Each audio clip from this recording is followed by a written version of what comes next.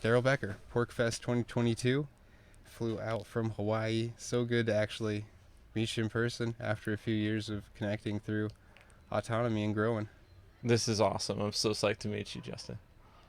And I know you have a lot of value and research and insight into medicines and holistic healing and therapies and such. And you want to just briefly introduce what your interest in medical profession is?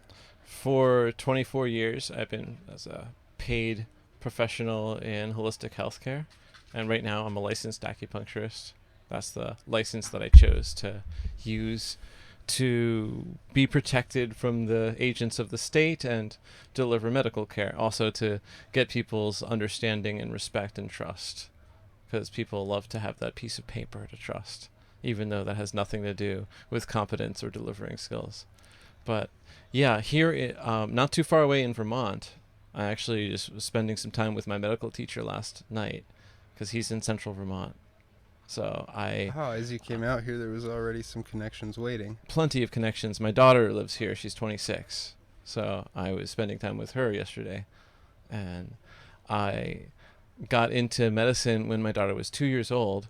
And that's when my medical teacher invited me into his practice because he'd already seen what I could do with my girlfriend at that time. And he was starting to teach me how he did what he did for her health, and some of what he was doing for my own health. I showed up there as a 20-year-old with allergies, went in one day with allergies as a 20-year-old, went out after, I don't know what he did, but I don't have allergies right now. Kind of found out that there's so I'm going to use in the camera for a second. Just gonna put a bit more like that. Imagine there's this many, okay, like that. Here's all the chiropractors. Here's a tiny little subsection called applied kinesiologist. Let's expand that subsection of applied kinesiologist. Here's a tiny little subsection of them who know clinical kinesiology. And of that, let's expand that one more time again. Here's a tiny little sliver of the guys who learn CK, clinical kinesiology, and then they invent their own, they basically discover their own methodologies that get better, faster results for that demographic that they live in. That's what I'm talking about. There's like this tiny little sliver. He's doing that. That's all he wants to do is just discover new ways of understanding biology and how health happens and how disease can be completely reversed. And that was my introduction to it back 24 years ago. I just went right into it. I got to basically paid me to be an assistant, so I started training on the job, learning how to do everything. And it was within, about 8 months or so, he's like, you need to get some type of medical licensure so they don't go after you, so that you could also gain recognition. And I chose acupuncture as a career. It was a long road to get to my license. That was a different path. But yeah, that's the part that I know the most right now. That like I've studied deep into medicine to understand what is health and how to restore it. How do you take a chronic illness or injury and differential diagnosis find the way back in? So here, for all this audio video equipment, you have to do a differential diagnosis if suddenly a camera failed. There's a bunch of different ways that camera could fail to send signal. So you don't have one way to do it. You have multiple ways of finding the problem. Bit of redundancy and problem solving. Exactly. Multi directions. So healthcare works like that too, if you just are working like that. If you're in the common health industry, though, as an MD or even some of the other licensures, even my own colleagues in acupuncture, that specific field, they can just get away with doing the same thing over and over again and never having to retool and never having to do a differential and mostly just kind of guessing. But I'm talking about people who take insurance. You're not really incentivized when you take insurance. You're incentivized just to roll them in and roll them out like that. And that a lot of the people offering and having the insurance are coming out of a public schooling system that led them into a certain way of thinking about the medical system. Yeah, I have X problem, so you solve it with Y medicine or, Z type surgery, and that's the mentality. And they didn't look into the Flexner report of how was that one type of medical system actually promoted amongst all of the various control mechanisms of media and the academia and the vast numbers of people who pretend to be experts. Yeah. So yeah, that differential diagnosis is in the specialty of folks like me who get paid cash if we get results, and people stop paying me if they don't get results. So I'm It incentivized. sounds pretty open source to me. Like if it works, it works. Yeah, yeah, it's like that. And the younger you are, the less this matters to you. You know, like that. Like in other I words, could see this. that. Yeah. Yeah, because the thing is, you don't have to care about a problem that's not existent now. A problem for you medically 20 years from now is a non-issue for now, because you have like real issues of like land, home, and my God, am I gonna meet the lady, and are we gonna have a child that I want, or that kind of thing, or how do I maintain harmony so it's not another divorce statistic like going on. Those would be immediate Yeah, we could use concerns. a lot more of that sort of signal. That type of signal is what I worked with the autonomy folks with. So I built mental emotional kung fu, the course, and just looking forward to going into season 2 up in that would be September, like that. Let's talk about this Yeah, because you put together mental emotional kung fu, and you started with the discernment that kung fu is not wushu, right. and with the thought of that as the deliberate application and practice was you could see the value of how it would be applied over time if it were learned and integrated. Right. There, And media, right? From media, Kung Fu Panda and Kung Fu the TV show for us old school people, yeah, like that. We learned the words Kung Fu, more properly pronounced, as meaning martial arts of China. Okay, and that was what was thought. But the actual meaning of it is skill transcending surface level beauty. And back like 40, 50 years ago, if you said Gong Fu in many parts of China, they would be thinking Gong Fu what? Gong Fu with flower arrangement? Gong Fu with your like the feng shui of your house setup? Gong yeah, Fu yeah. with your Or what painting, with your practice of calligraphy, excellence? Gong Fu? You know, is that what you like? Like what kind of like? Because if you were speaking of the fighting arts, that's wushu. You know, war arts. You know, Wushu. yeah, that's a completely different thing. Like and yet yeah, that's the common connotation. Yeah, So the connotation gets all I Jackie roll with Chanified. it. I've been training Baji Qigong and Baji Kung Fu for about 15 years. Total beginner then. So you know like, but and that's on the physical side. But the mental emotional side, I got clued in first with Richard Grove, as he was the one to point out the trivium method of critical thinking. So that keyed in the whole mind part, like the thinking part, having a method of critical thinking. And I was very excited about that. And it was 1 year later where other colleagues, specifically Wes Bertrand of Complete Liberty podcast, clued me into nonviolent communication. And I saw that these people were already interconnected, you know, like Wes Bertrand connected to Brett Finot, Brett Finot connected to Richard Grove. There was all these various people interconnected that I've had the good fortune of meeting in real life too, and doing shows with. But I definitely saw that it was valuable to have a method of critical thinking is important, but to have a method of emotional balancing inside and then interpersonally was very important as well. And that's what I was working on for this last 10 years is how do I put those skills together in a way that's understandable, and then I could just pass it off. Like, have you ever had some person take up rent-free space in your mind? More often than I'd like to have. Right. So a method to close the loop, as Richard Grove would say, where that's an open loop, and like where it just keep going over the same words, events, blah blah blah blah blah, and then words and events, blah blah blah blah. Same person right there. They're not even paying to be in your head. There they are preoccupying the attention. Yes. So what's your method of handling that? I it's a sensation. I think open I can connotate it with the mix of like electrical terms, like an open circuit.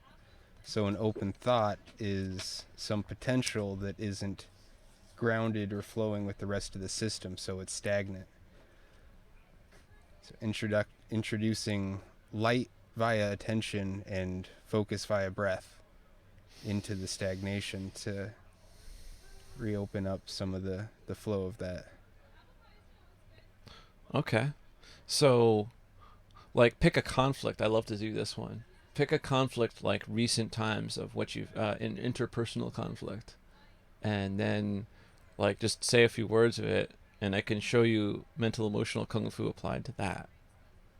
Pick any conflict you want. I'll pick one too if you want. Can I go back in time to see a You can go back in situation? time to a more intense conflict if you want. The more intense, the easier it is for me. All right, I have one in mind. It didn't turn into a fight, but it was the closest thing to that I've had in a while. It was a Super Bowl Sunday in Pasadena. I was there. I had my backpack and guitar, and I was walking with some people that I had met, and we were standing outside of a bar. And right at the end of the game, the I started playing this guitar to slay this thing that I had felt inside of me, using the combination of the guitar and my words to really make a force motion to do something energetically through reality or what have you. Um, After that experience, I was sitting a few blocks down, just strumming on the guitar, and this woman comes by screaming and crying and yelling at this other young guy who was pretty drunk and abusive. Maybe had just lost the game or what have you. And she was crying out, Justin, Justin. And I was like, yeah, just because that's my name. And anyhow, the guy didn't like that. He got all uppity and pushity, got me to stand up, pushed me as I was standing up. And so I rolled into a ready position, and it didn't turn into a fight. But he actually watched away, and I watched him hit her, the lady that was crying after him. And then 10 minutes later, I got up the nerve to stand up and see what had happened and walk down the street, and he was in the back of a cop car. It's a pretty quick conflict in some ways. How long did this conflict occupy your mind after that? Uh, I wouldn't say it preoccupied the entirety of it, but it was in focus for 2 or 3 days. Right. Right. So walking you through quadrants, I go that way first. The first quadrant is relevant thoughts, and pick three to make it easy to start with. Like the most important thoughts around that, if you're going to pick three of that whole event, Were that guy's a real asshole. yeah, Why do people need to get so uptight about things that don't really matter in the long scope of life, like losing a sports game? And also kind of my glow for having played that song on the guitar and really addressed something within me. yeah, and those are important. And then you move to the second quadrant. You get 4 core emotions. There, happiness says I've got it, and sadness is I've lost it. Anger is I want it and I don't have it. And fear is I'm gonna lose it.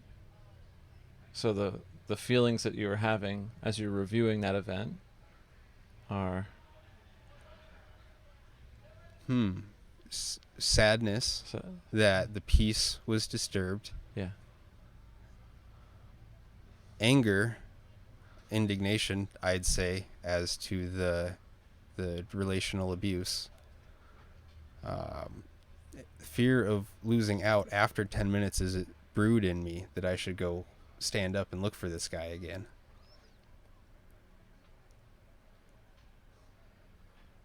that's pretty good. There's 3 of them. Yes. Yeah, obviously for conflict, it's usually not such a happy moment, you know. But I'm trying to point out that they aren't negative emotions, those other 3 emotions. They're there to show you important information to help you survive. So the third quadrant are abstract qualities that inspire thoughts and inspire those feelings, and thus are the motive for all actions. That's quadrant 4. So in this case, you already named one of them. You were sad because you lost the peace, and peace is one of those abstract qualities that you'd want in quadrant 3. You wanted the peace, and now you lost the peace. That loss is sadness. So you're reflecting on that for, like you said for a couple of days after that. Yeah. And the anger, because again, like I would be taking a guess in that if you were looking at the list of all the qualities in quadrant 3, you were certainly also angry that you lost the peace, that you want the peace in your head now, because you just had to go into combat mode for moments, and you were wanting to be in more connection mode, right? And also being attentive to the present moment. You had it, and then you lost it, and you want it back again. You want it to not keep up rent-free space in your mind. Yeah, a thought of division. Yeah, and why are they all so like this? Like that thought connected to the anger, like a little bit, like you want people to get it.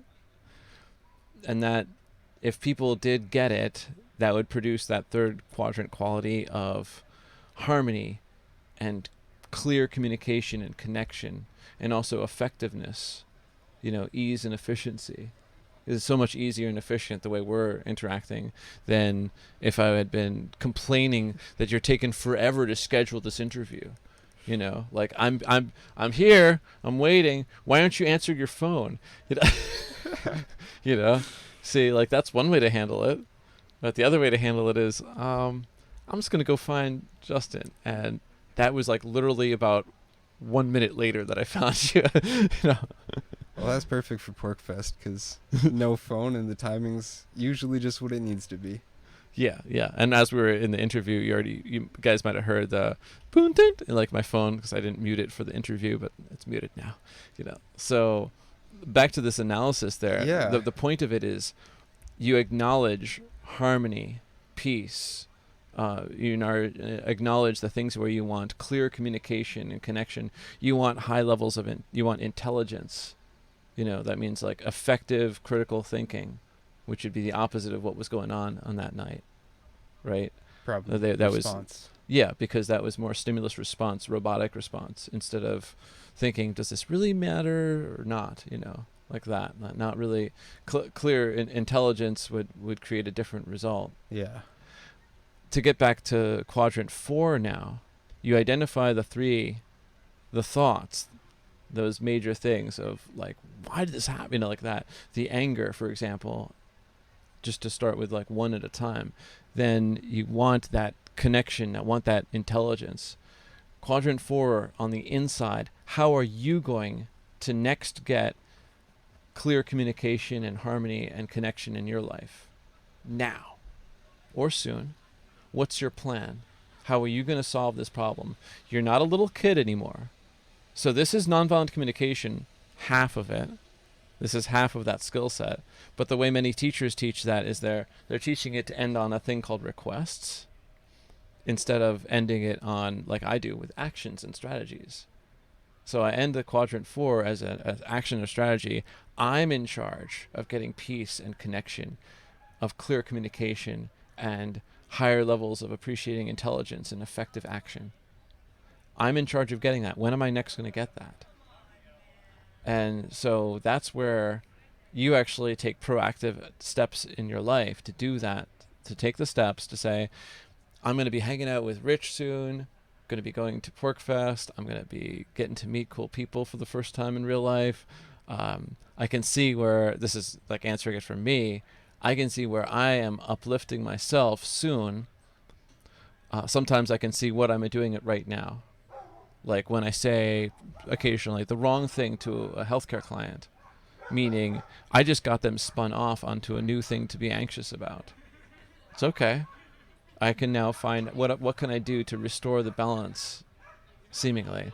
Where can I begin the process of restoring harmony for them again? Just having the observation constant and flowing with the situation where it responds. But more importantly, I need to know what is the quality of third quadrant that I'm looking for, and then I can find an effective action.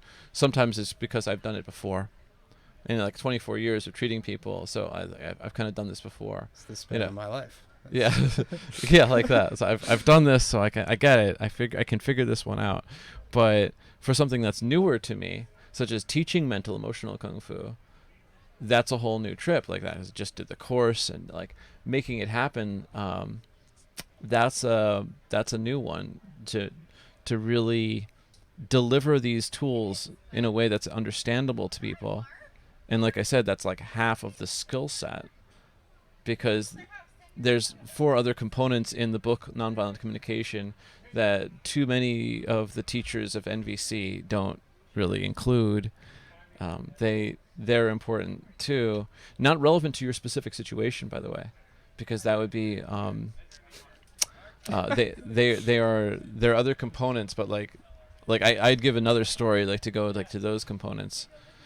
But I guess what was important is I'd take your story and I try to find where are the areas where you literally were walking through each of these quadrants. And when you look at other people, you can see, are they aware of their third quadrant at all? That's driving their thoughts and their emotions? Because the third quadrant would be your perception of the situation. Yeah. The Maslow's hierarchy of needs, you've heard of that? Familiar. Right. Okay. Familiar. Okay. That was an attempt at the third quadrant, try to make it for like a universal for everyone. But it doesn't work that way totally. Meaning, instead, I look at a map of all of these qualities, and I can probably dish out, a good dozen of them, like easily. Like we're talking like harmony, connection, autonomy, which includes choice and freedom, the effectiveness. There are many qualities like that. They're going to be there, and silently, your map of qualities, what you find important, are going to be slightly different than my map.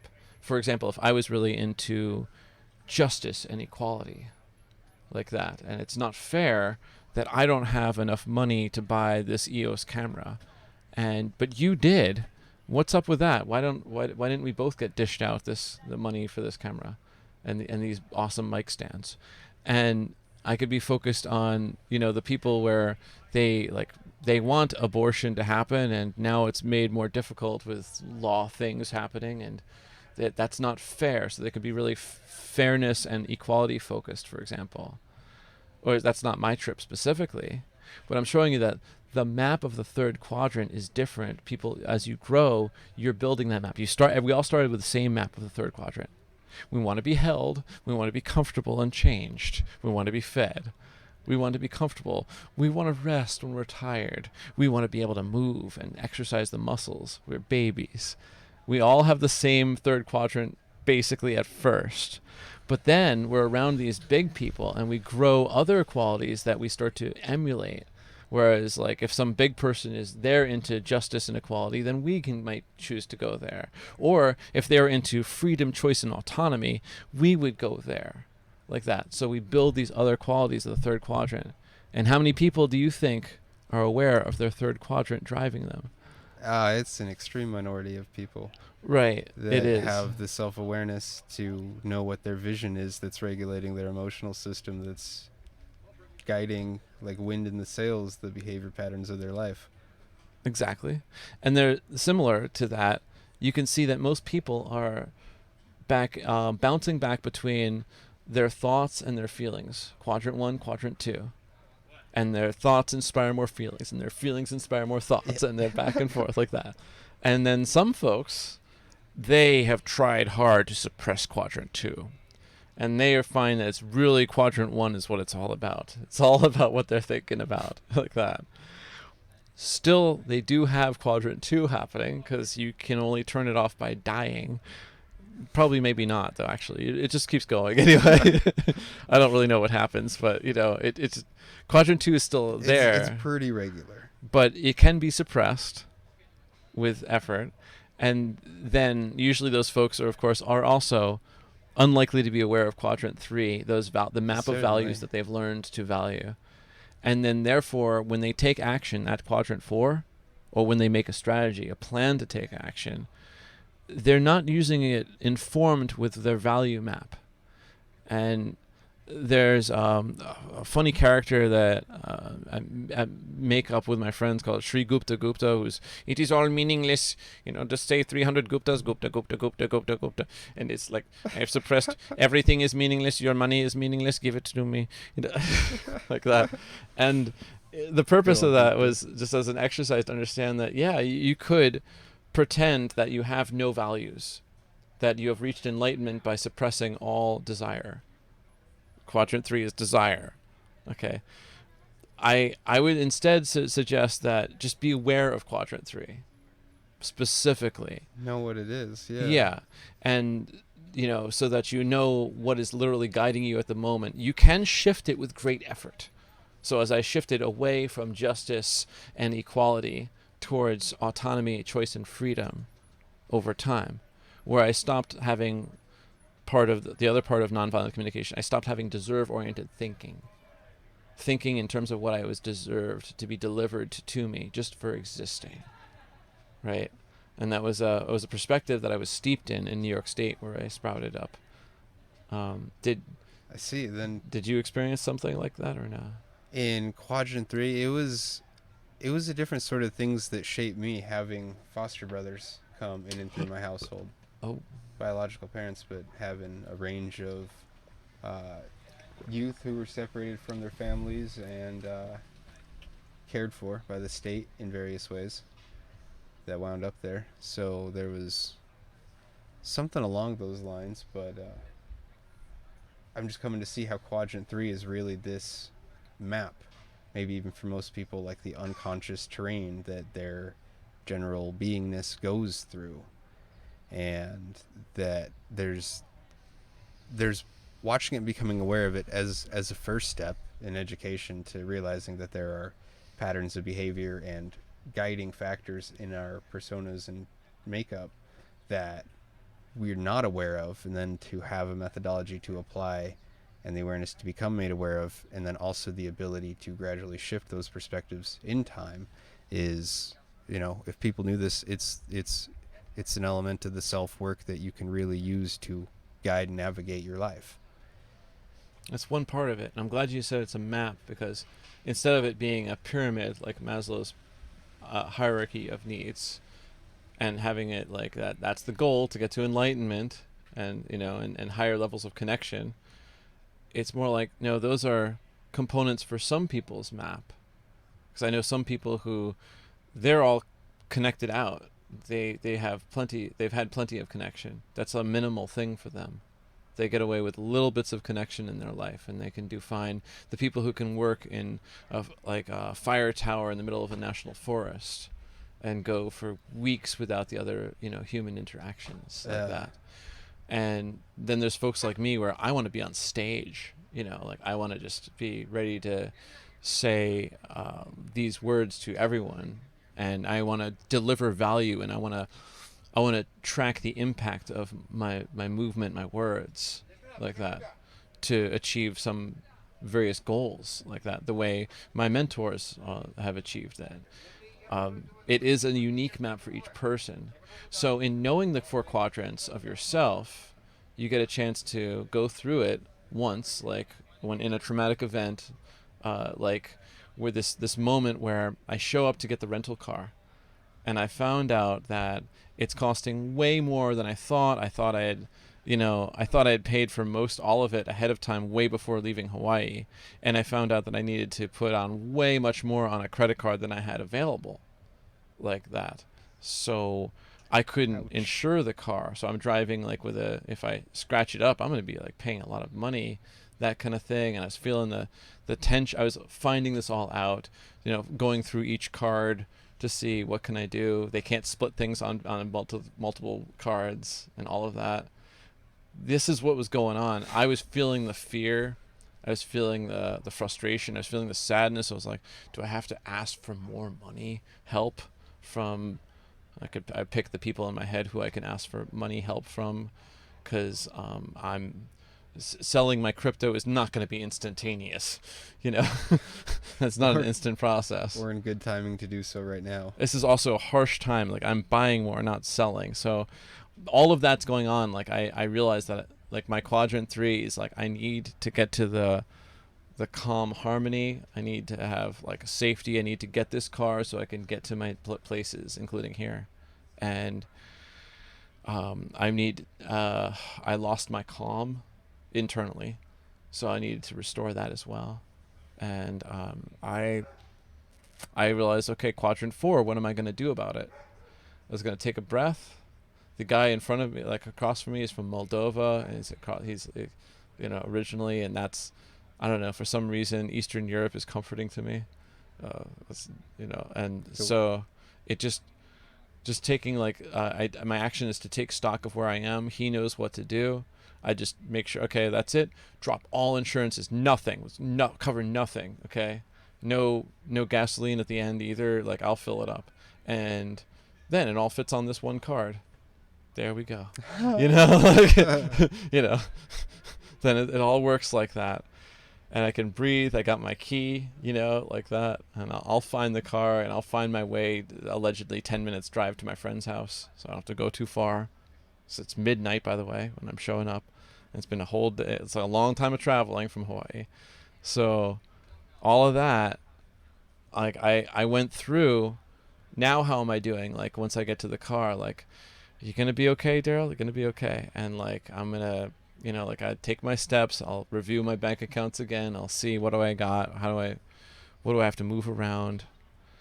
And now what are my thoughts now? My thoughts are, okay, it's not as big of a bummer as I thought it was, and I have more of the intensity of the frustration and anger and fear is down, and I have more connection to the effectiveness and empowerment that I wanted. Empowerment is a very important quality in quadrant 3, like the empowerment to know how to set up an interview and do this, like that.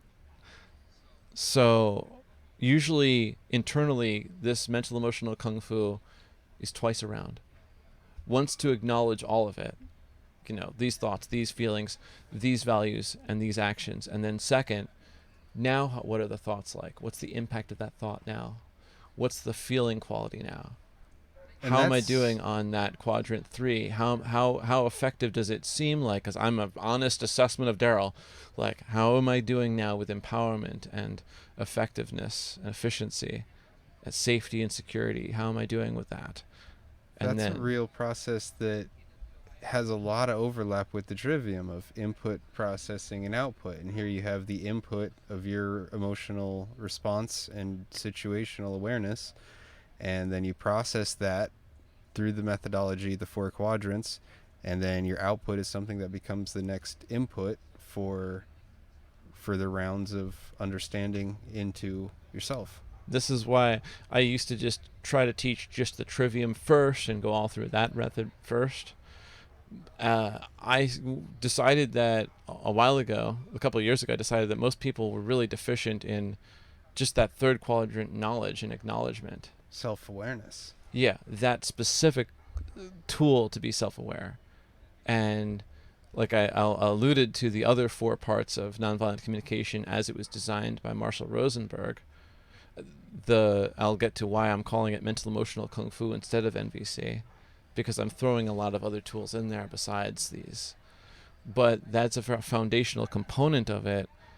I go through this on my own inside twice as a circuit, and that's a method similar to that where, yes, in the trivium method, where this is the grammar of all of these. I gave the grammar of each component of quadrants 1 through 4, and like also a little bit of the history, who came up with it, how long has it been used, which is at this point pushing 40 years of exploration now, is how long NVC has been, really like getting through the grind.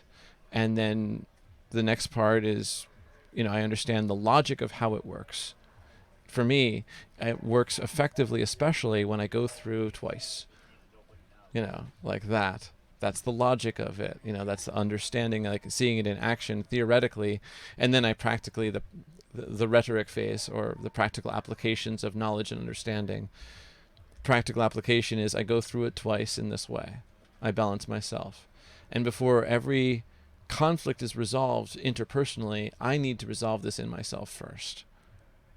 then I can consider where the other person's coming at. Like, I imagine hearing all of this, what's Justin thinking? Am I being the one talking too often? Or is it time to throw him another question so that he's talking too, and it's not just Darrel on the lectern? Because I'm used to being a professor. I was an acupuncture professor. I just go with the space. Sometimes the conversation incites it, and I like to listen and learn. And I think anytime it's going on, it's providing a value. Exactly, and that was an answer to it, as if it really was not a rhetorical question, right? But like, this is like an inside job thing where I am tracking, considering what's the impact of my actions, my words. So these components I found were helpful, just to know. Like, one of my friends, Morgan, said, if you're rocking the trivium method, you technically wouldn't really need nonviolent communication, because you'd already be acknowledging those parts of grammar, and you'd already be having that as a system in your logic, and you'd be applying it strategically and getting a predictable, desirable result. That's practical classical rhetoric, Yeah. like there. And that's your trivium. But most people are not rocking the trivium to that level. Unfortunately. So I went it back a step, and I said, okay, I'm going to give them quadrant work first. And I'm calling it quadrant work because I thought it would be easier to see that you can memorize 4 quadrants or 4 anything if you just train with it enough. And it's the first. Yeah, it's digestible. It is digestible. So that was the whole point of teaching mental emotional kung fu, is to make these skills, which are a bit more than nonviolent communication, more accessible. The other part was those 4 Ds of disconnected communication that's in the book Nonviolent Communication. And they are a perfect way to create disharmony and disconnection between yourself and anyone. And, of course, between yourself and yourself. That's rather unfortunate. But it's good to know what they are. So that you don't use them yourself, and you can recognize them if other people are using them? Yes, and you could translate them. You could understand what they mean potentially for the other person.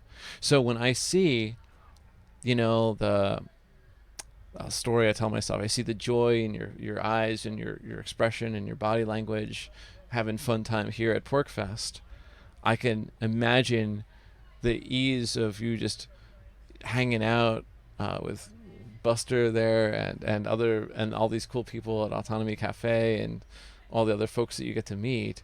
And I could see that it's that joy, which is joy means I've got it, just like sadness means I've lost it, and that joy is like you got connection, you have effectiveness, empowerment.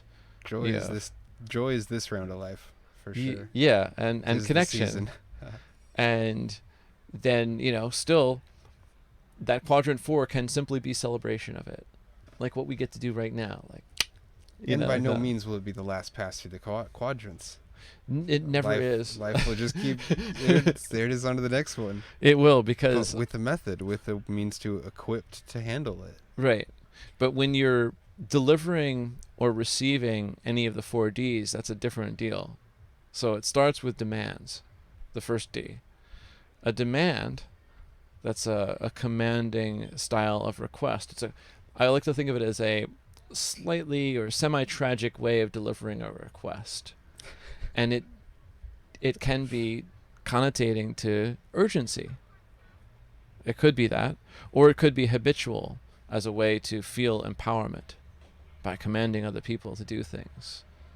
Like, I demand that you have your phone around here, because I'm not available for interviews all day. I need you to keep that radioactive thing near your balls. Well, I demand that you leave my phone habits away from the conversation and where I can live myself freely out at Porkfest. A demand for a demand. That's one way to do it, right? Some pretty poor rhetoric, but it does for a joke. Yeah, that's the point of it, right? To see the humor in it, levity. Another one of the qualities in the quadrant 3. So demand is a thing that's going to come from people, but when it's coming from people, you could interpret it that as, was it about urgency? Get out of the road! Like that. Necessity. Yeah, that's urgency. Wasn't about feeling empowered. It was about trying to create a result, and it was urgent. There was a fire, essentially. Like in this case, you're in the road, and it's dangerous. I'm Yeah. talking about the 4-year-olds running around here in the road. I'm pretty You know, forgiving of yeah. the urgency in a command, in a danger.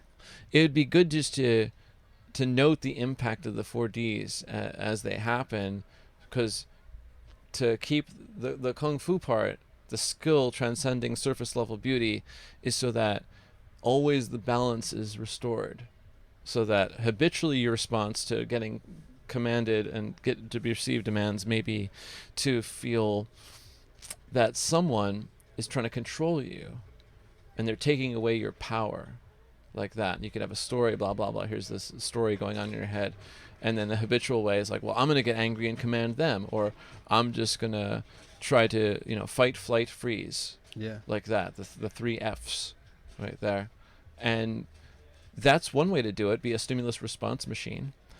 Alternatively, you could just also see, is it urgency? Is it some type of habitual pattern, like a habit to always try to feel more empowered by commanding people, giving them demands? The next D is unrequested diagnoses. Diagnoses. I do medical diagnoses because people pay me for it, and it's attached to a treatment plan. So, And you're usually not just handing it out to people. no, I'm just like, well, part of your problem is you're fucked. So, like, your knee is fucked. So maybe you can consider, just you're going to be limping the rest of your life, and that'll be $180. And Damn. so, damn, he's not very good, is he? Yeah, that's literally what you can get at some doctors' offices. Well, we can get you some insane pain relievers that will really, really debilitate your ability for critical thinking and emotional response. However, there are other alternatives, and so an unrequested diagnosis is a different D. That's the one where, given labels like irresponsible man who lives in an ambulance, or other there are labels that you did not ask for, or extremely proficient at audio video setup. Compliments are an unrequested diagnosis, and that is why when you get too many compliments from someone, it feels weird, Yeah. because you didn't ask for that diagnosis, you didn't pay for it, you didn't show up for that. And it's the flip side of the derogatory diagnoses of getting labels like long-haired hippie, or druggie, or irresponsible. So translate that. What would they be meaning when they say a label for you or themselves or someone else or the world? And what that is, you see, quadrant 3. It would be their perceived value system of this, how the world ought to be, to the degree that they're aware of it, or its fullness just expressing itself in their lives, and then they see the situation through the lens of contrast to how they see the world or want to see the world to be. That's how I would have said it back in the day too. But now to try to make a bit more clear sense to people, that quadrant 3 quality is clarity and understanding. They put labels on you and me and themselves and everyone and everything in the world to have understanding. No different than if you've ever moved from one place to another and you wrote on a box kitchen stuff. It's the same exact thing. It's putting a label on a thing, and that label denotes where it goes, what it's used The for. label is a representation of the thing. It's not the thing itself. And the label it gives them an sometimes accurate, sometimes not so accurate version of understanding. So whenever someone's giving you an unrequested diagnosis, whether derogatory or compliment, it is a label for their understanding. And that gives a clue into their third quadrant of what qualities they like or want more of, or That is want really less of. fascinating, and it just becomes information for consideration. And whenever it is coming from either of those angles, it's able to be recognized and maybe not needs to be internalized, just acknowledged situationally. Yeah.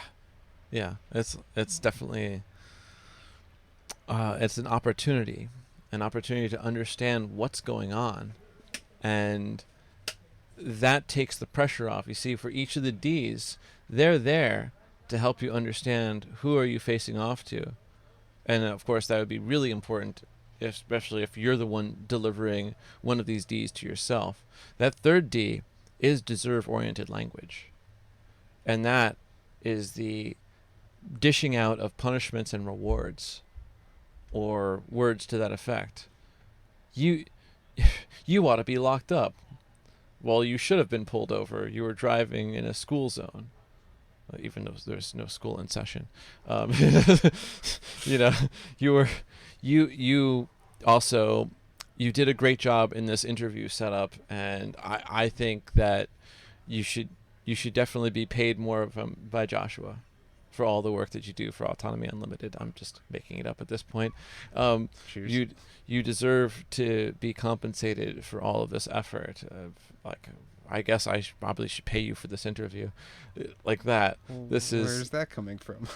from deserve-oriented thinking, and thinking of who deserves what, and it is a habitual way of thinking that is creating a punishment reward system. Huh.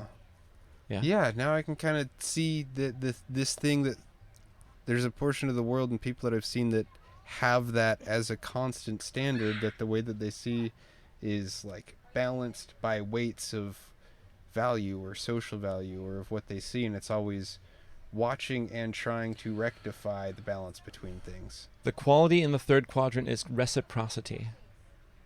Things being reciprocal. So how reciprocal is the relationship or the situation? Hello. Yeah.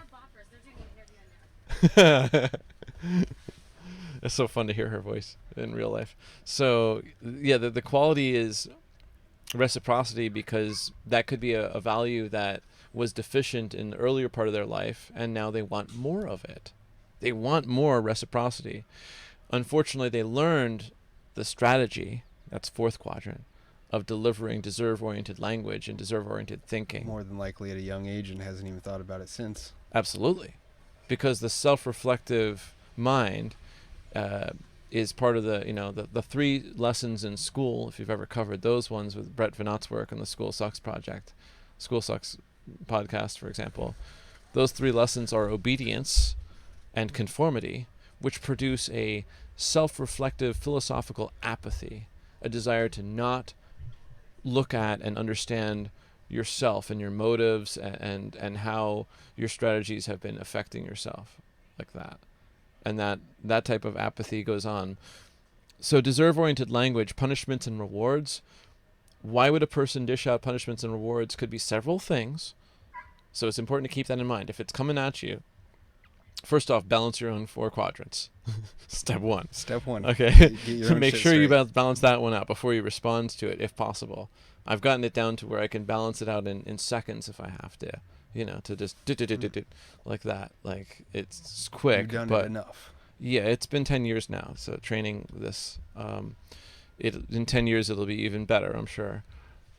But the second step is, now I understand, is it an issue about empowerment for them? They were punished and rewarded in the past, and now they want to be the one dishing out punishments and rewards. They feel empowered that way, so they might want empowerment. Or it might be a continuity. Like, their life would be meaningless if there was no good purpose for them being punished and rewarded in the past.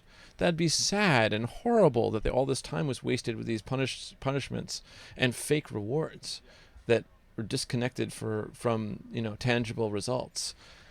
So to make that more meaningful and be connected to the continuity of their life, then they're going to dish these out to sort of pretend that that's a good thing, that they were given grades and now they're the one dishing out grades. And when I justifies a bit of the pain they feel inside, yeah, for having gone through that. Right. So justice and equality could be a component of it, or empowerment, or whatever it is. You can look on that list of the qualities and go through my course. I'm going to send you the slideshow deck just for the fun of it, but because I've simplified those qualities down to 7 in there. and then I expanded them briefly to like a few I more. really appreciate how Yeah. manageable information comes as it comes out through your course. I gotta Oh, say, cool. it's in a way that it's, you can actually stick with it the whole way. There's Oh, no cool. sudden tsunami in the middle that drowns people out. It's just, Yeah, thank you for that. And that see that's the type of feedback that I'm looking for. I'm aiming for it to be even better next season. But yeah, like it's good to understand that the person, instead of being the enemy, that's a thing that Marshall Rosenberg spoke of, enemy imagery, where that they give you a demand or an unrequested diagnosis, irresponsible like ambulance liver, like that. Did they give you some basically deserve oriented language like that? You can see them as the enemy. That could be a habitual stimulus response method. Or you could also track your own quadrants first and then actually understand what is it that's motivating this strategy on their part. Because very rarely is it to get a rise out of you. Mostly it's out of a lower skill level of communicating. Usually. Maybe a certain agent of the state is trying to provoke you, but that's rare. mm-hmm. Most of the time, it's just a low skill level, habitually just delivered because they were emulating behavior that they saw the big people in their life back in the day do. That's it. And it's worth having that understanding and awareness that when somebody's dishing out something, any of the 4Ds, that it's coming from somewhere and something happened to them. And they're not exactly seeing reality clearly because they're coming through one of these lenses. Probably. And that third quadrant can be quickly solved for X for them. Like, why are they choosing this strategy? And that final one, denial of responsibility. I had to yell at you and lose my cool because you didn't show up on time for this interview. Like that. You offered me an interview and then you did show up on time. And so I lost my cool and it's your fault. I deny responsibility for my feelings and my thoughts and my actions, my words. Like that. I deny responsibility. And if you've ever experienced a denial of responsibility on someone's part, have you? Or Of that sort? of I don't any I sort, don't of believe so. anyone Well, said that they you, they're oh, what you're am I getting what you thinking? Of course. deserve, that you basically they're it's similar to punishments and rewards of deserve oriented language, but it's basically saying look, I couldn't help it, I had to show like all these things and that's why I'm late. I'm not going to apologize, but all these things happen and it Yeah, was out of my life control, you know. life is just life is. That is one way, but I would take responsibility for life as is. Like I I mean I always could leave earlier, like that's on me. I take responsibility for my thoughts and my actions, my emotions. Some people do not. I've certainly seen people yelling at me, in my past. I don't hang with such people anymore, or have a meaningful relationship with such people generally, but I have chosen such people in the past. A healthcare provider tends to attract hurt puppies who want some help, and I've made that mistake multiple times over. Don't do that. Just saying. Noted. Um, Denial of responsibility of any kind, but it's denying responsibility for your thoughts, feelings, actions, words, where you're just denying that you're response able, like you're able to respond to it. Yeah, And there have been times in my life that people have had those behavior patterns around me, and there have been times in my life where I've had those behavior patterns as well. if you're around a little child, my daughter's 26 now, but I've seen the frustration when something doesn't go her way like that, and just totally losing it, breaking down like that. And that moment, or of any kids who did that, and remembering me being a kid and losing it over losing a game of backgammon when I was 7, like that. And all because I didn't have these skills that we're discussing. It was not emulated to me. It was not demonstrated by that alcoholic dad and this kind of definitely pulling back and hiding away from life mom. Like that was not really delivered. So I just get to fully express those feelings in that type of way for ease and efficiency, a little kid version of it. and it's so much easy, that third quadrant, it's easier and more efficient if it's not my responsibility. Someone else will pick me up and take care of my boo-boo. Someone else will help me handle these strong feelings that I have. But right now, I don't have the skills to do it as a little one. And as an adult, though, hopefully people do. Some awareness can go back into that original framing that happened as a child. So when someone denies responsibility, I can understand that they're defaulting to a helpless, childlike version of themselves in some way, where they're denying the ability to respond to some situation that their thoughts had to be that way. Like I have one friend who's constantly dealing with the thoughts intruding of his wife left and took his 4-year-old away. And he's now 7 months out from having ever seen his daughter. Oh, that's got to be some intense thoughts. Yeah. And feelings. And he bounces back and forth between quadrant 1 and quadrant 2 because he has no interest in learning any of this stuff from me. Oh. He has no idea of what this skill would do for him. Because, as you can imagine, in the midst of battle is a harsh time to learn your wushu skills. Yeah. And hard training makes an easy life, but yeah. it's the other way around. Yes, sweat more during times of peace, so you bleed less in times of war. And that's why I put that slide in the show for the course. I just wanted people to understand that. You want to train these skills, I suggest you train these skills during times of peace, because it is during those times of internal and external warfare that this will be very challenging to learn, as I noticed. But would be very useful to have. Very useful to have, but yeah, when it comes to security and weaponry, when you have a security emergency, the police are only hours away. So it would be much better to instead have the security and the skills to handle your self-reliance of holding that, right. Not need to wait on some other. Yes, where it is literally part of a second away. That would be an example of it. So knowing the 4Ds helps to be aware if you ever in the past dished them out at yourself to balance and be more balanced on the inside. Knowing the 4Ds externally, when you're watching movies, when you're seeing the political liars and stuff and listening to them, when you're seeing events of people, you'll see them use the Ds as kind of like a curry and a spice here and there, because it's going to inspire those thoughts of enemy imagery in people. When you see one person using Ds on another, it will inspire enemy imagery. That person is now the enemy. And the opposite of enemy imagery. Interesting. Now that you bring out the pattern of it. Yeah. That's. What were you seeing there? Well, just in movies and such, like when you use any of the tactics that come with the 4Ds, like it usually leads towards contradiction, frustration, and often conflict. Yes. And it is a spice to inspire the passions of frustration, and if you're honest with yourself, deeper down sadness, and also honest with yourself, fear. For many of us men, we learn to show the two emotions.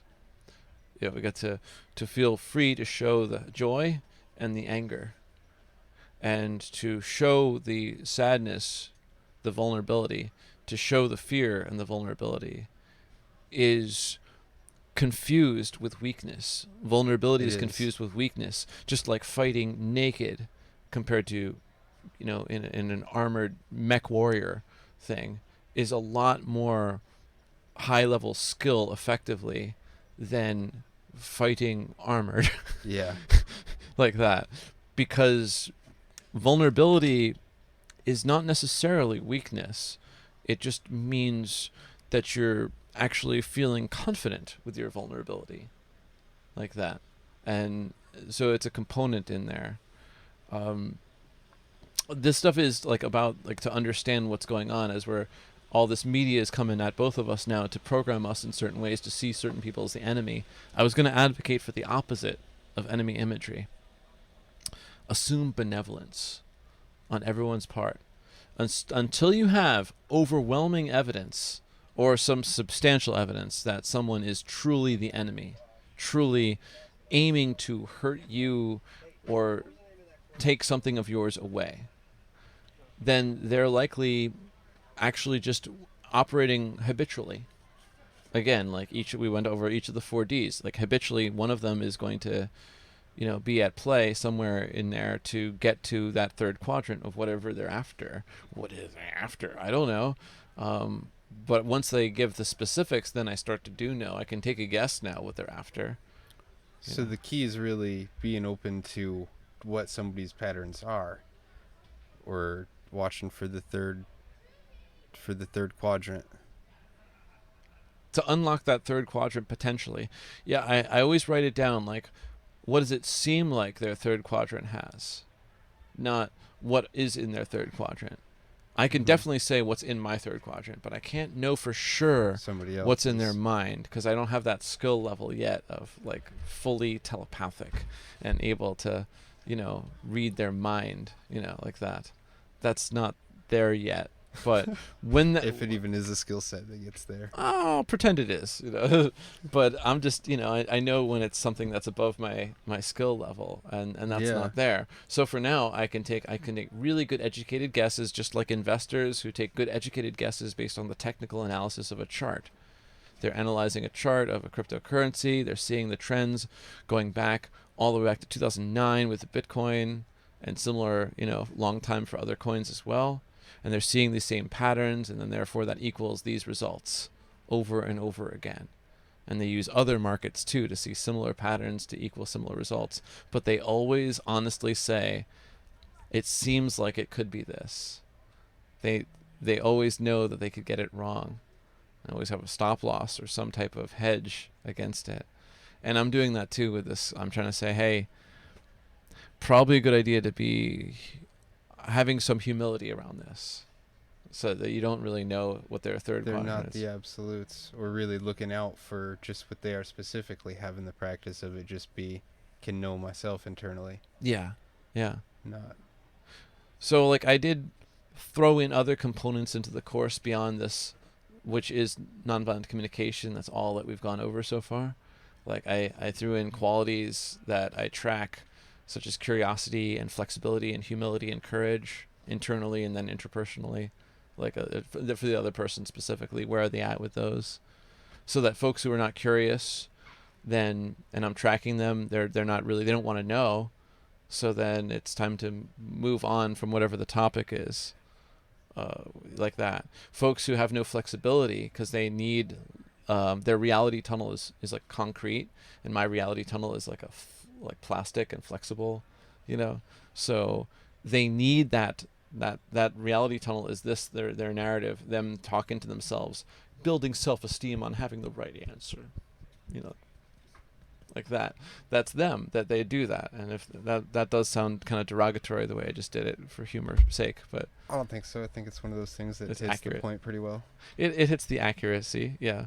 So on that side, if that's where they're at, then they need that they don't have their infirmness, they're not in flexibility. Well, then I could find if I keep in mind what's my point and why am I with them, so then I'm just keeping in mind to stay connected like that. When I talk to my dad, not curious about many of these aspects of my life, can't watch my interviews and understand them, because there's an expression, it's very hard to explain something to someone if their salary depends upon them not understanding it. Upton Sinclair, like that. And that means that his mental and emotional salary, his continuing connection with his wife, who's not my mom, and the few people he interacts with, would suffer if he were to understand what I'm saying about this stuff.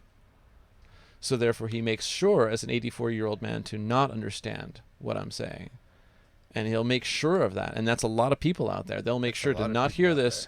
Even if they heard all of this interview, they wouldn't understand it, because they would make sure that they don't understand it so that they can stay in their same reality tunnel.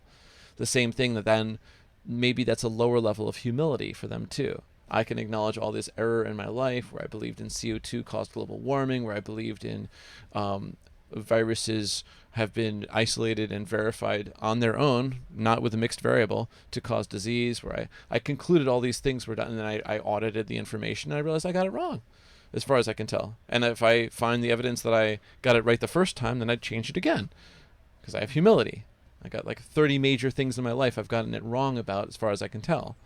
And that's humility for me. To But some acknowledge people, that there are better pathways than the first assumptions that were put in there. right. And for some people, they don't want to engage in a humility pissing contest with Darrel Becker. I get it.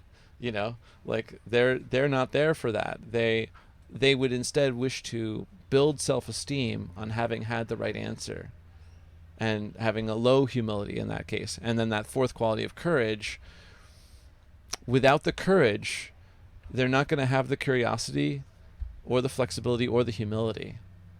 So usually if I see that all the first three are deficient, that fourth one of courage is going to be deficient. And then if it's an interest in me to stay connected with them, how can I build up their courage? How do you build up people's courage? I build up some courage by going around things that I've done previously before, but that are a slight step above. No, I mean, how do you help other people to build their own courage? That's the harder thing. I help other people to build their own courage by watching what sort of things that they want to go after, and really just being an external force, trying to hope to give them momentum in the areas that they've expressed or shown interest in. Yeah. So that's a really good answer. I do similar like that, where I've helped to build up courage in people by finding out where were they courageous before. Some place in their life they've been courageous. Sure, somewhere. Everybody's had moments. Yeah, exactly. So once I know what that is, I can speak to that, and that harkens back to the days when they had more courage. Frequently, if I ask them the right questions, that's a really useful tool to have. It does, because once they feel more courageous, their curiosity levels start to rise a little bit. Their flexibility possibly starts to increase, which just doesn't mean the religious believing, which is a fixed belief system, but now it goes into the. I don't even know what that was. It's also like comfort and serotonin. Yeah.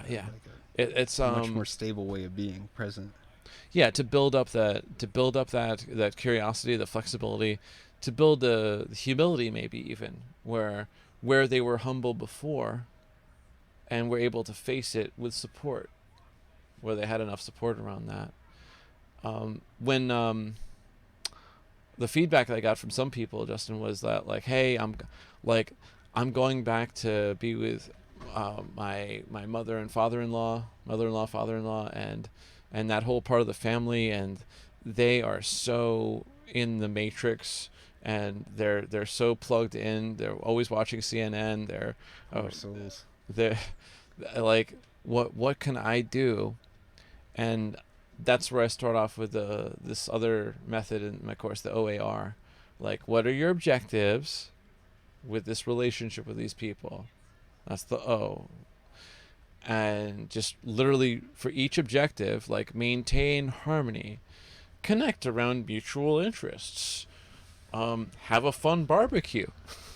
I don't know, like, enjoy similar music, maybe even. There might be aesthetics like that.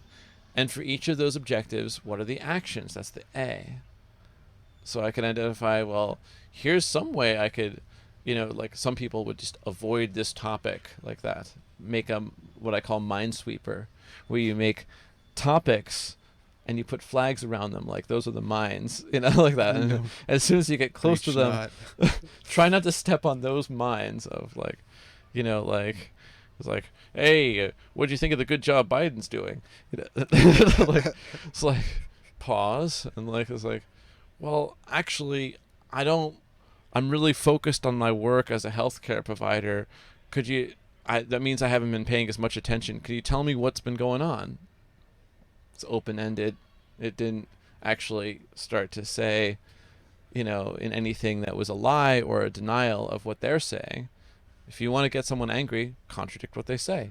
You know, like that. If you'd like to continue the harmony as your objective, harmony, your action is words that continue curiosity and connection, like Yeah. that. That's the actions, and then finally the resources, the R in the OAR. For doing that method, I'm going to require patience, attention span, a clear head, with less alcohol.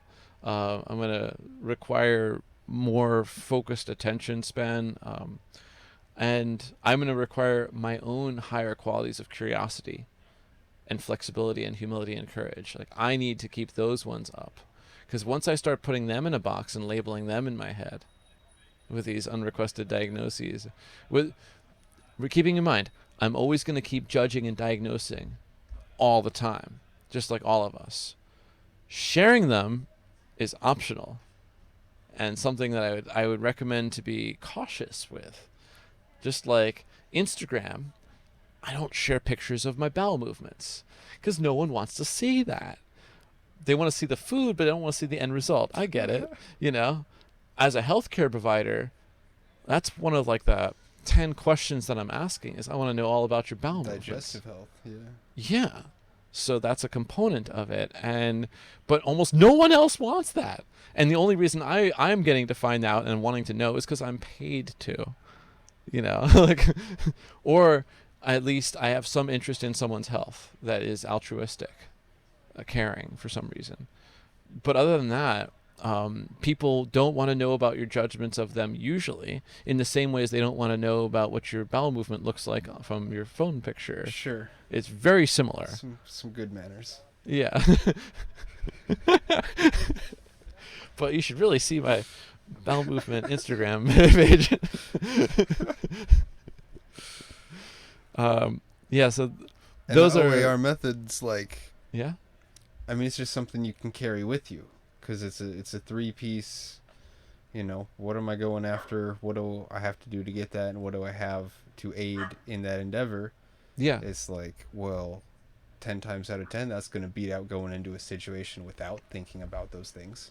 So my interaction with this guy from Moldova who's dishing out the car to me at the dollar rent-a-car, he just wants to get the transaction done. Like, I'm starting to look like this deadbeat who doesn't have enough money now, you know, and I'm sweating, you know, like that. And my objective is to get the car. My actions are going to be polite words only, you know, and questions and lots of thank yous. And, appreciate your patience with this. And I'm watching the lineup of people behind me too. It's midnight. And so I did need the money as a resource. I needed to spend the time, a few more minutes just to solve this problem and get my car key and get my car. And I needed that money and patience and time like that. And I needed also to keep a clear head. I also needed these other qualities of optimism. And I really could have used to boost my sense of humor, gratitude, and patience.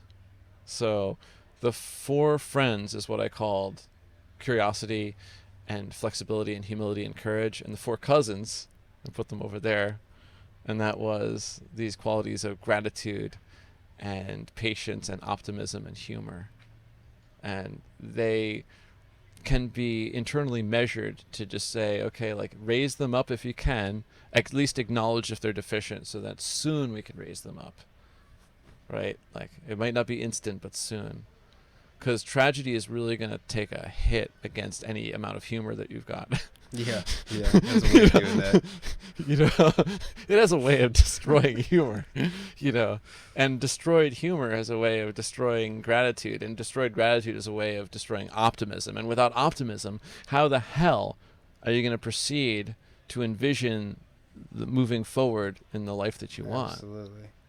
So, yeah, there's even more components than this stuff that I've got. And but we've covered the surface a ways as far as going from the OR to the 4 friends and the 4 cousins and the 4 Ds.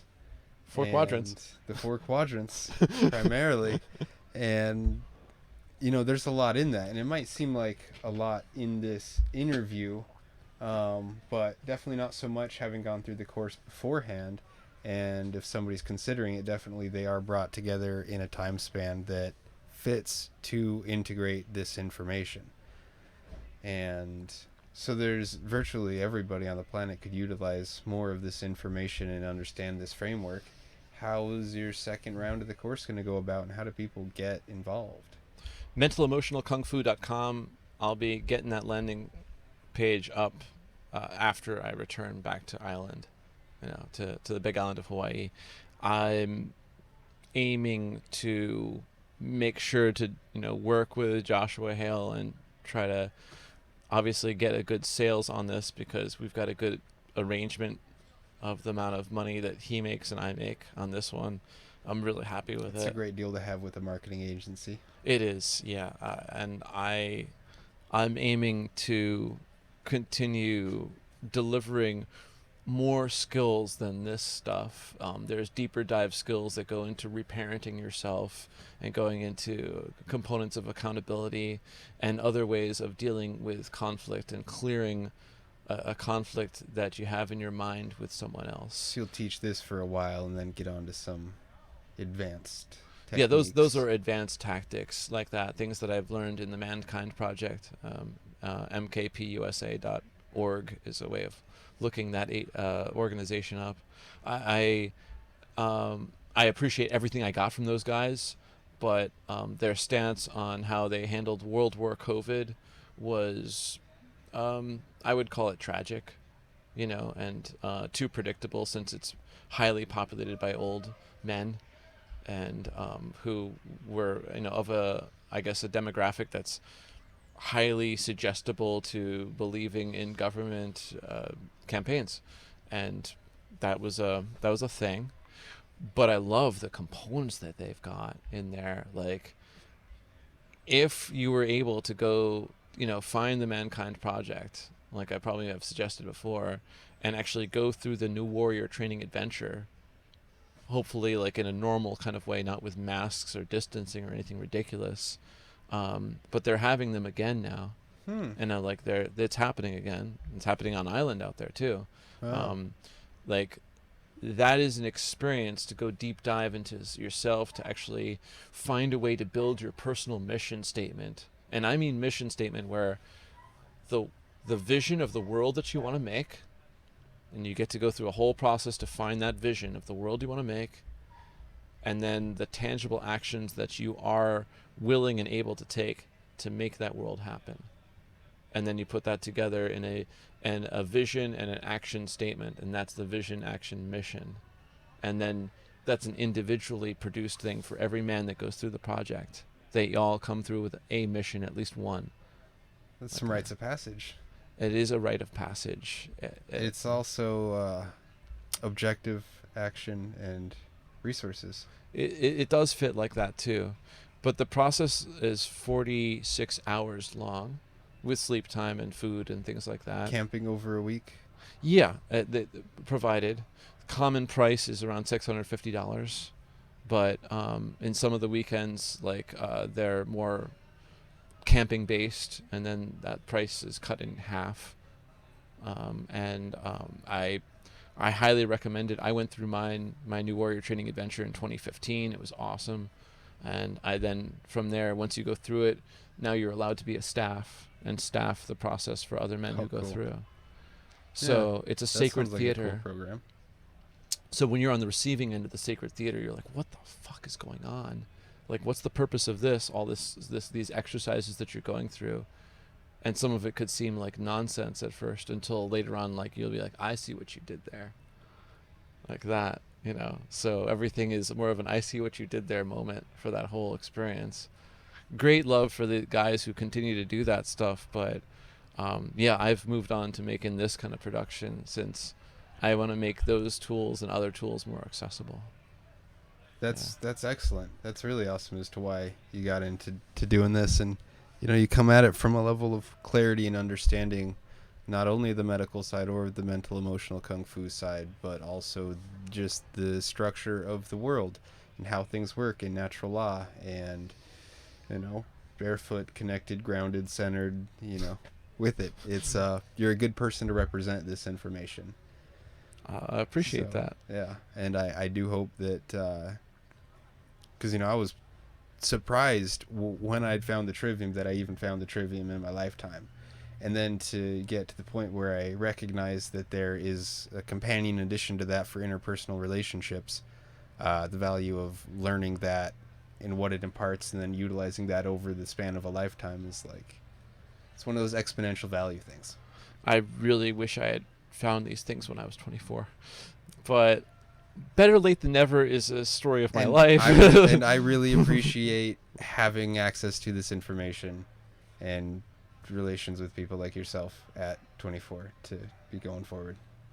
Yeah, it is really encouraging to see that, that empowerment where you can instantly see the applications and value and then just like grab it and run with it like that. That's all I've ever wanted to do, and that's been, I don't know, that's one of the fun things that I've had to discover, to try to, how do I deliver it to people to make it bite-sized and absorbable, understandable, so I keep my components to like 4 if possible or less, and like harp on them until like it's driven in like a nail, and I like, it's not the way I would personally think that I'd want it for myself, but I think it seems like it works most for other people. Because at first I was just like, I'm going to keep going. Okay, next component. The way my medical teacher, Rick, would give it to me, where he's just like running with it. Like last night, where he was just showing me various aspects of how the numerology affects the genetics of the situation that he's working on at various levels. High level stuff where this is, and then showing me the practical applications as he demonstrates on me. To demonstrate like the component of how this, and then here, this is my physical problem. Watch it get quickly solved. So, yeah, he does not want really like a lot of fame and attention on him for sure, but I'll still say his name, Rick Warman, Central Vermont, and I'm out there where I'm thinking, I don't care. I want this spread out there. I want more people to know how to find effective medical providers like Rick. Rick is Dr. Richard Warman in Central Vermont, East Montpelier, Vermont, is one of a series of people that I like to find for people. So a service that I deliver for Not Medical Advice, my show, is and for Not Medical Advice as a nice business, is I get to find people, like first I'll write them a whole report. At the end of the report, here's 5 people that are similar to me and Rick who are out there. They're just extremely proficient. They can get the job done with methods that you've never heard of or never seriously considered. That's like a component of it. You find niche medical practitioners, high-level individuals, folks who can effectively get the job done, and I know how to look them up. The full report that I write is where I get to spend an hour with them and then give them some dietary suggestions, some lifestyle and exercise suggestions, some actually supplements that they can safely take and how to take them. And I'm very conservative. That means I'm not saying this is the one thing for everyone. It's like I'm saying, no, this for you, and you're going to take it for 8 days on, and then you're going to take 4 days away from it to let your body and see how it goes for you. And obviously, this is what it's designed to do for you. And by the way, here's your link to set up the appointment afterwards so we can check in on how this is doing for you. And yes, you're getting 1 bottle of this. This is not for life. Not until we have verified that this is effective for you. Mm-hmm. And even then, that's got to be a limited hangout, because that's what supplements are, medicine. So it's not heavy on the money making. I mean, it's $300 to hire me to do all of this and write a report, but it is to solve problems that obviously are very concerning and have not been effectively handled. Cool thing about being 24 when you got the power and you don't need a damn thing, from any like small analgesics will help. Yeah, But it's a pretty liberating thing to be in a lifestyle like this. yeah, yeah, and like you want to stay like that too. So very rarely, unfortunately, do I get to work for people like you, where you want to make sure that when you are 50 like me, then you are like even stronger than I am, even like with less health problems than I am. Most of the time, I get to work for folks who've already messed up, like where things messed them up earlier on and they're suffering. And I have to find them a pathway of improvement to build up their optimism and hope. Yeah, much rather would I set a trajectory for myself now that would land me in the place that I'd want to be in time. Right, right. And yeah, luckily, the mountain you're climbing is pretty good for you so far. But, It has been, and being surrounded out here, it's also terrain that has been mapped and tracked beforehand, yeah, which helps me to bring out the courage and curiosity to my lifestyle in such a way in the first place by having been surrounded by such examples. if you were going to build an info product, what would it be for? What impact do you want to make? Awareness to be onto the authentic technology of effective microorganisms that were founded by Terra Higa back in the 80s, where we have a culturable consortium of beneficial bacteria and yeast that orient organic environments in towards regeneration and ferment organic matter and are a really great use application of beneficial living bacteria. Nice.